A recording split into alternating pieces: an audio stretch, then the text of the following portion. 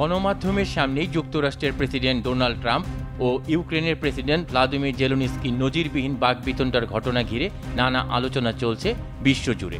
ওই ঘটনার পর ইউক্রেনের খনিজ সম্পদ নিয়ে যুক্তরাষ্ট্রের সঙ্গে যে ঐতিহাসিক চুক্তি হওয়ার কথা ছিল সেটিও বাতিল হয়ে যায়।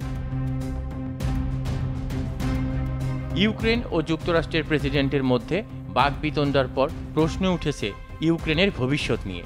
এই প্রকাশ্য দ্বন্দ্ব ন্যাটোর ইউরোপীয় সদস্যদের সঙ্গে যুক্তরাষ্ট্রের বড় সংকটের ইঙ্গিত দিচ্ছে বলে মনে করছেন বিশ্লেষকরা। ট্রাম্পের পূর্বসূরি জো বাইডেনের শাসনামলে রাশিয়ার সঙ্গে যুদ্ধে ইউক্রেনকে গত ৩ বছর ধরে অর্থ ও অস্ত্র সহায়তা দিয়ে সমর্থন জানিয়ে আসার নীতি গ্রহণ করেছে যুক্তরাষ্ট্র। কিন্তু ট্রাম্পের সঙ্গে বাকবিতণ্ডার একটি বৈঠকেই এই নীতি একেবারে উল্টে গেছে। এদিন ইউক্রেনের খনিজ সম্পদে যুক্তরাষ্ট্রের নিয়ন্ত্রণ নিয়ে দুই রাষ্ট্রনেতা চুক্তি সই হওয়ার কথা থাকলেও শেষ পর্যন্ত উদ্ভূত পরিস্থিতিতে তা হয়নি। ট্রাম্প ও জেলেনস্কির সম্পর্ক আগে থেকেই খুব ভালো ছিল না।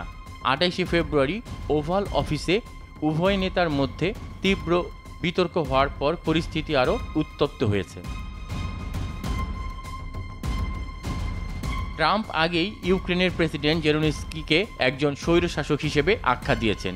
তাদের এই প্রকাশ্য দ্বন্দ্ব নেটোর ইউরোপীয় সদস্যদের সঙ্গে যুক্তরাষ্ট্রের বড় সংকটের ইঙ্গিত দিচ্ছে। সবচেয়ে বড় প্রশ্ন হলো, প্রেসিডেন্ট ট্রাম্প কি ১৯৪৯ সালে প্রেসিডেন্ট হ্যারি ট্রুম্যানের দেয়া প্রতিশ্রুতি রক্ষা করবেন? সেই প্রতিশ্রুতি অনুযায়ী নেটোর কোনো সদস্য রাষ্ট্রের ওপর হামলা হলে তা যুক্তরাষ্ট্রের ওপর হামলা হিসেবে গণ্য হবে। ২০২২ সালের ফেব্রুয়ারিতে রাশিয়ার হামলার পর যুদ্ধ সহায়তা হিসেবে ইউক্রেনকে যুক্তরাষ্ট্রের লাখ কোটি ডলারের সহায়তা পাঠানোর ঘোর বিরোধী ছিলেন ডোনাল্ড ট্রাম্প। ট্রাম্প এ নিয়ে শুরু থেকেই সরব ছিলেন এবং প্রতিশ্রুতি দিয়েছিলেন ক্ষমতায় গেলে দ্রুত এই যুদ্ধের অবসান ঘটাবেন। তখন থেকেই ধারণা করা যাচ্ছিল ইউক্রেনকে বাদ দিয়েই তিনি শান্তি আলোচনা শুরু করতে চলেছেন।